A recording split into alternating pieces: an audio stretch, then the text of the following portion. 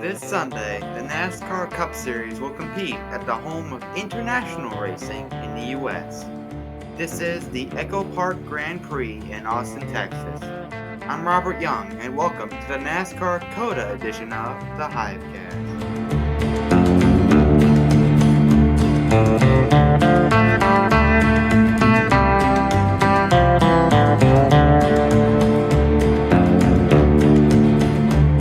Joining me again this week is fellow NASCAR fan John Newton. Welcome back to the show, John. Thank you for allowing me to be here. It's a pleasure to be back for 2 weeks in a row now. And what did you think about this week's race at Atlanta? It was very solid. I mean, of course, you had your massive wrecks that happened, then you had your long green flag runs. And it was a very solid experience. You could tell paid off. And sadly, I know our pick did not win. He got taken out.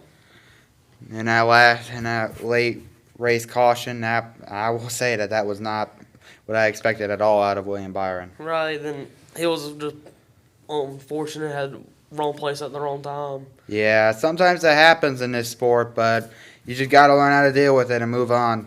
Right. But I will say that Ford had the big victory this week because they were dominating the whole race. Right. You can tell that they had speed in qualifying for the top 8 for the first time? Yeah. And they also had 2 drivers that dominated pretty much the whole race, Brad Keselowski being one of them. Then Joey Logano being the other. That came up on the last lap and took the race from Brad. And former teammates going at it there. Right. Then it was one of the guys that really surprised me that I feel like shouldn't really surprise me at Atlanta. Yeah, who was that? That is the number 7 car of Corey LaJoie. Yeah, he kind of surprised me as well. I mean, last year he nearly won the thing. Right there in July. Yeah. I think Chase Elliott threw a block, and I don't know really exactly. Yeah, I mean, but he finished 4th this week, and he's one of the guys that's been kind of surprising me so far this year. Oh yeah, with top 14th at Auto Club. Yeah, I believe he's in the top 16 in the standings right now. I think they did show that currently in the playoffs now. Yeah, I know. That's a big shocker from a team that's that small. Right. Then, really, when you think of, Spire Motorsports, you think, top 25 at best? Kind of like what Ty Dillon, what he's doing? Yeah, kind of like with Calling Racing. That's what they usually do. Back marker team. Right. Not really back marker, but more like middle of the pack, the kind of back marker. Yeah, somewhere around there. So, big surprises from Corey LaJoie so far this season. Oh, yeah. All right, now let's talk a little bit about the biggest story that happened this week, which did not happen during the Cup Series. It happened during the Xfinity Series race, and it featured one driver, Josh Williams. Now, I will say that what he did this past week was something that we have not seen in NASCAR in recent memory. Oh, yeah. Was that NASCAR called him. His car got damaged during a wreck, and he did not go into the pits for repairs. And so when a piece of his car fell off and caused a caution to come out for debris, NASCAR told him to park the car for not going into the pits. It's a very rare rule, and very rarely is called. But they called it on him, and then he obviously wasn't happy, and what he did was he parked it, just not in the pits or in the garage. He parked it straight on the front stretch during the caution. Then I know he went. I think he said in an interview or something like that. He said, "What are they gonna do? Find me?" Yeah, at best. I mean, and what they did was actually they kept him in the NASCAR trailer for a long amount of time before actually talking to him about So, and the way that he came off that track was, he's like, I don't care what happens to me, I'm just making a statement. Right. So, I mean, what do you I know NASCAR is going to give a penalty for that, but what do you think the penalty might be? I think with him, I know he probably said it as a joke, what are they going to do, fine me? I just think it's going to be a fine. I don't really think it's going to be somewhat of a docking points because it's not like he did this under green flag. No, you're right. He did not do that under green flag. He had enough decency to know that. Right. Because if he had done that under the green flag, that would have been very bad. still speaking about the Xfinity Series, you want to talk about a man right fast that he constantly gets so close, Yeah. then something happens with a Ryan Sieg. Ryan Sieg. Yeah, I mean, a 39 car, right? Right. Yeah. What happened? I mean, I didn't really watch the Xfinity Series race, but what happened this week was that. What happened exactly? I know I didn't see it, but I don't know who was in the booth. It was Joey Logano, Daniel Suarez, or who was one of, like the guest commentators. Yeah. They said like they want to be in the booth when Ryan Sieg gets his first win. Oh. So it's like he's been there knocking on the door, kind of like how Carson Hocevar's been in the Truck Series, just not been able to finish the deal.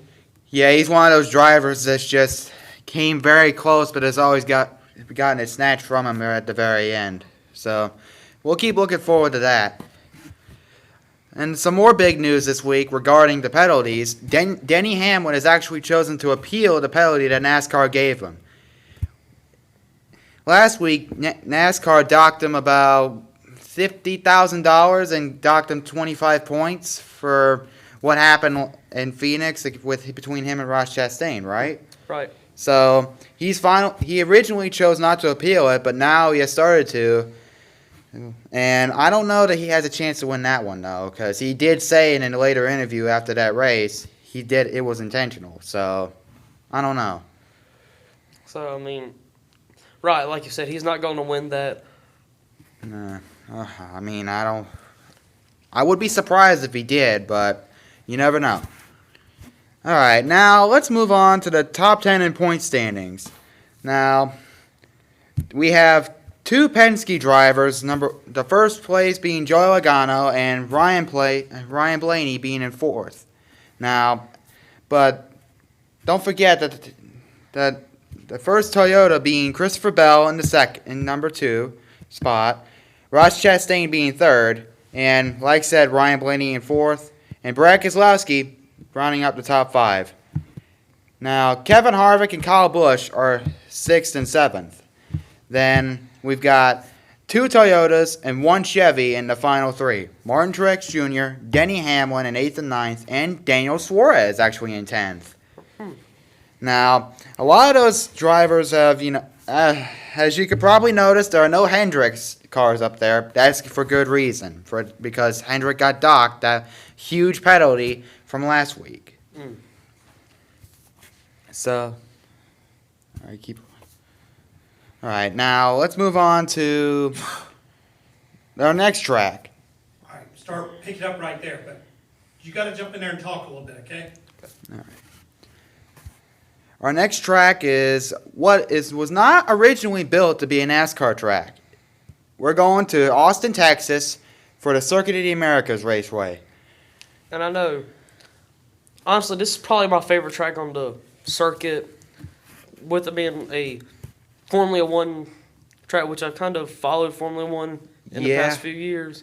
So yeah, that sport has grown popular in the United States recently. So, and I know this year they had their typical race at COTA in the fall.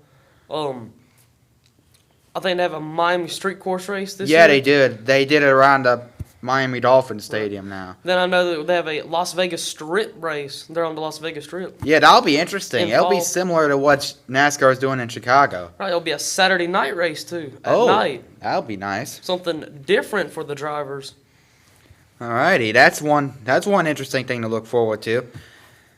But for this week, I would say that last year it was Ross Chastain that took the win. A photo finish between him and AJ Allmendinger. And who else was it that was? It was Alex Bowman that third section out of the turn 12 there after the long straightaway. Oh, Alex Bowman in the 48. It was some contact happened. I think Chastain kind of hit Allmendinger. Allmendinger went up into Bowman. Bowman got loose and spun. Yeah, Chastain doing a little melon smashing. The first one in the Cup Series. Yeah, I will say that. And many more to come. Now, speaking of racing in COTA this year, we have quite a few guest stars from not just from NASCAR, but from other motorsports as well.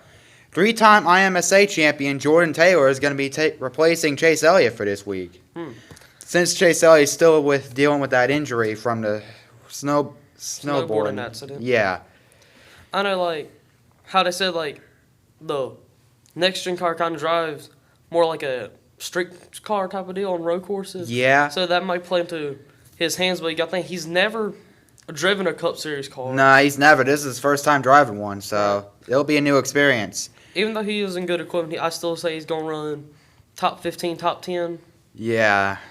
And speaking of driving a Cup Series car, former F1 champion Kimi Räikkönen's returning in that Project 91 car for Trackhouse. Right, and thing is, on opposite end of Jordan Taylor, he has experience at Circuit of the Americas.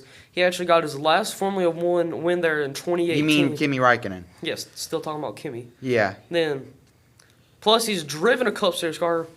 Yeah, and even before then, he used to drive, I think he drove in a truck series for a little while. So he had some experience with, at least some form of NASCAR racing. But So I feel like, especially with the experience play, he's gonna be in contention. Yeah. Could possibly see a Trackhouse top 5.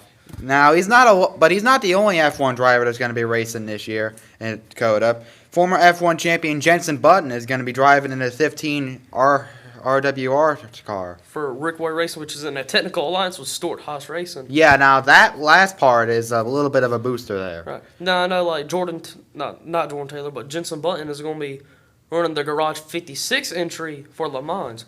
So when I first heard, Yeah, that's right. I did hear about that. So when I first heard that, I'm like, okay, he's probably going to be driving the 84 car for Legacy Motor Club, but someone else is going to be driving that car instead. Yeah, that's right. 7-time NASCAR champion Jimmy Johnson is going to be using one of his 5 races at this track. Right. So I feel it. So we can have all kinds of talent from different motorsports, including there's one other name who we haven't mentioned yet, and that is Connor Daly.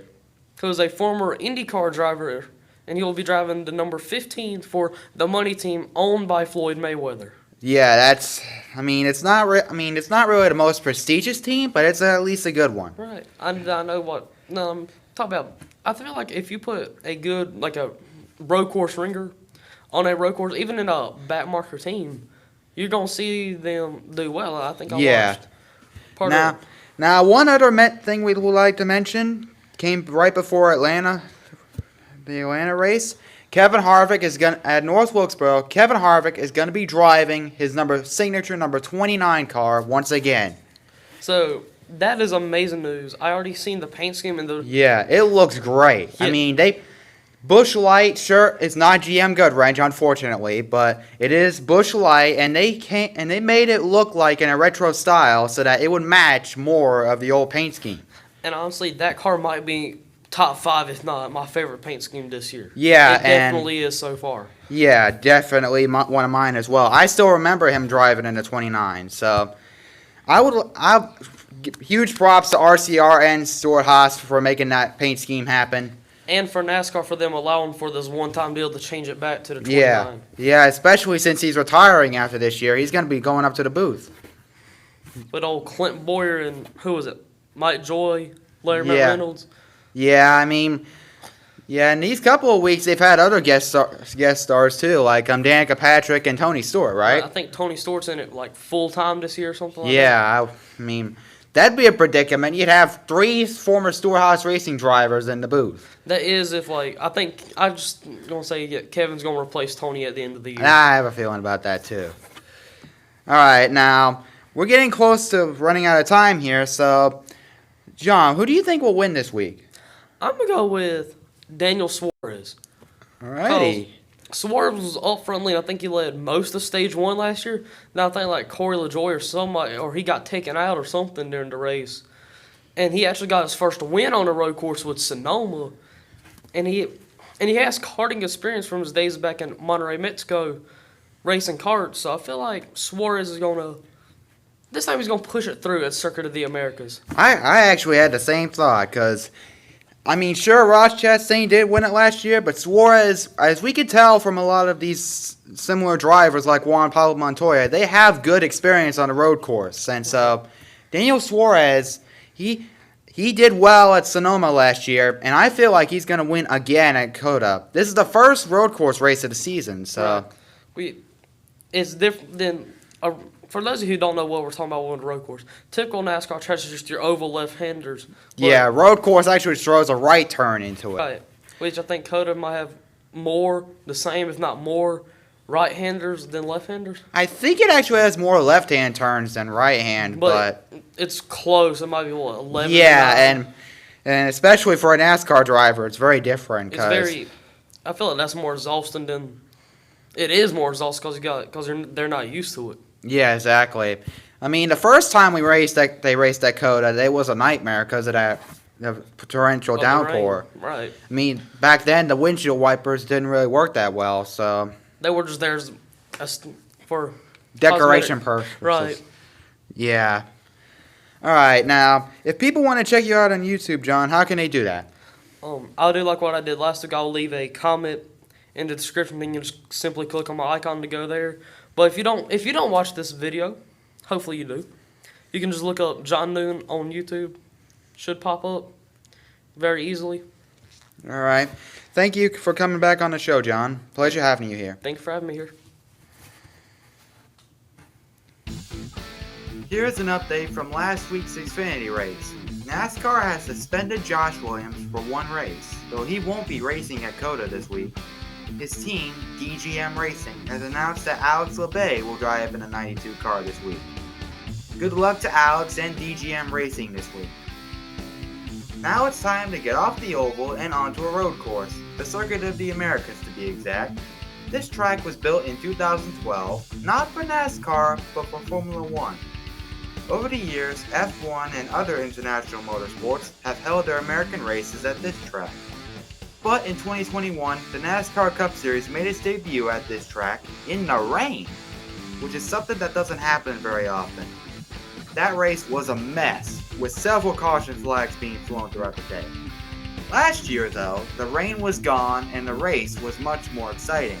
Ross Chastain got his first career Cup Series victory and the first victory for Trackhouse Racing, barely beating AJ Allmendinger and Chase Briscoe for the win. Hey listeners, if you have any questions or comments, email them at matthew.collier@lcsd.k12.sc.us. That's matthew.collier@lcsd.k12.sc.us. Send in your questions and I will be sure to answer them. Well, that's it for this edition of the HiveCast. I'm Robert Young saying, crank it up boys, let's go racing!